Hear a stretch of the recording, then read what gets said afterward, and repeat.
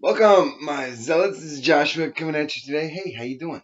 So, there's this really great uh, question that was posted to my YouTube channel, and it goes like this.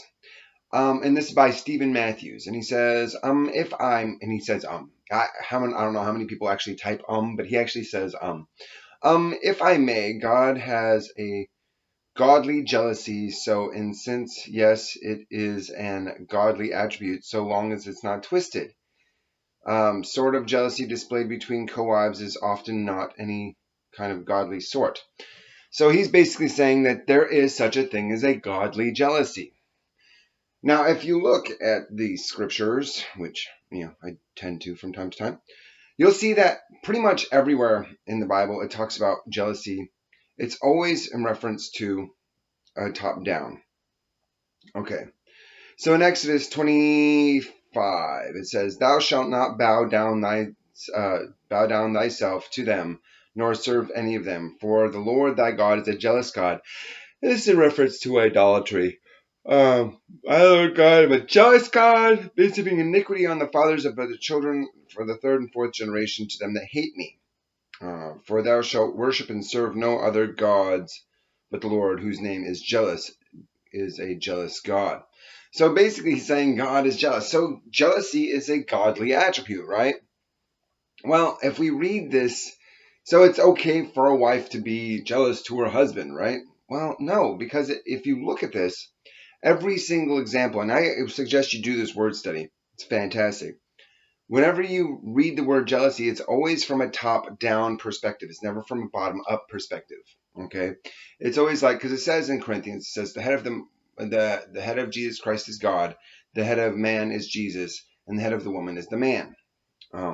So, and you'll always see it coming from the top down. So, like, God is jealous because of idolatry, or the man is jealous because of the woman is sleeping around.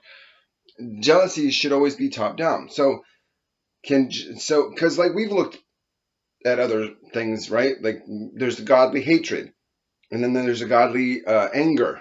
Okay, you can be angry and still be godly. You can be hateful and still be godly. You just have to be angry about the right things, or you have to hate the right things. If you hate sin, you're godly. If you love sin, you're evil. These are this is how it works, right? So jealousy can be a godly thing as long as you are jealous in the right direction. Okay, and jealousy needs to come from the top down. All right. So what I'm trying to share with you is that there's no instances in the Bible, and I've looked. There's a whole bunch of these things listed here. If you scroll all the way through this is my Bible app. Looked up jealousy right up top, jealous, and if you scroll through this, it is never. Whenever it is referenced in a godly fashion, it is always from the top down. Whenever it's referenced in a negative fashion, it's always from the bottom up. Like if a woman is jealous of her sister wife, it's considered evil or ungodly. And if it's from the top down, it's righteous because the authority goes from the top down. I just thought this was an interesting thing. And Stephen here, what's his name? I can't remember his name. Stephen Matthews was right. I mean, it's jealousy is a godly attribute, just like anger can be a godly attribute, just like hate can be a godly attribute, as long as you're jealous for the right reasons. So is there a situation where a woman can be jealous?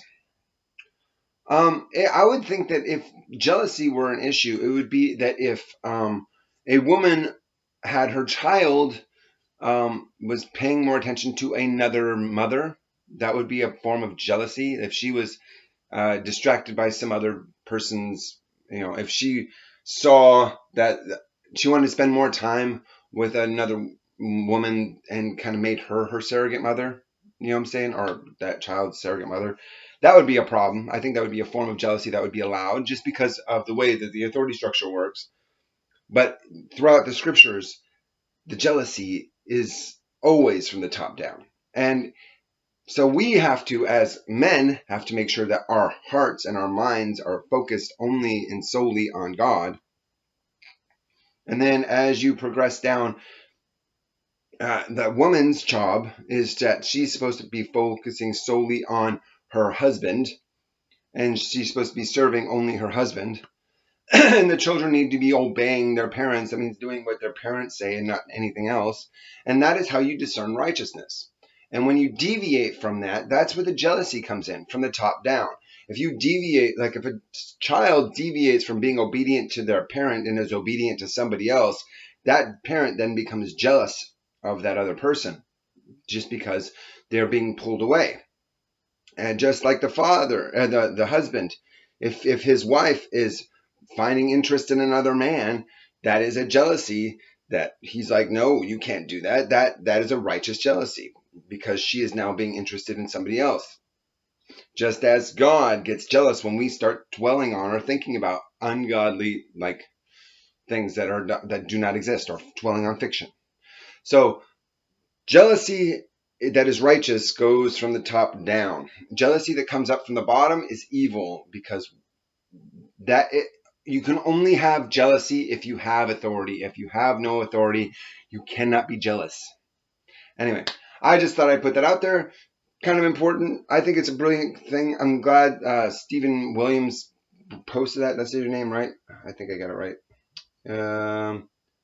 Yeah. Oh, sorry, Stephen Matthews. Well done, Stephen Matthews. That's a great comment. I'm glad you posted it, and I hope this blesses you. You guys have a great day. You know I love God because I love virtue, justice, and salvation. Remember, you can be jealous and be righteous as long as you make sure that it flows in the right direction. And if it doesn't, check yourself before you wreck yourself. You guys have a great day. Oh, Saturday's 10 o'clock. We have the live stream. Be there, and we'll enjoy time together. Bring your questions, comments, concerns, personal issues, life dramas.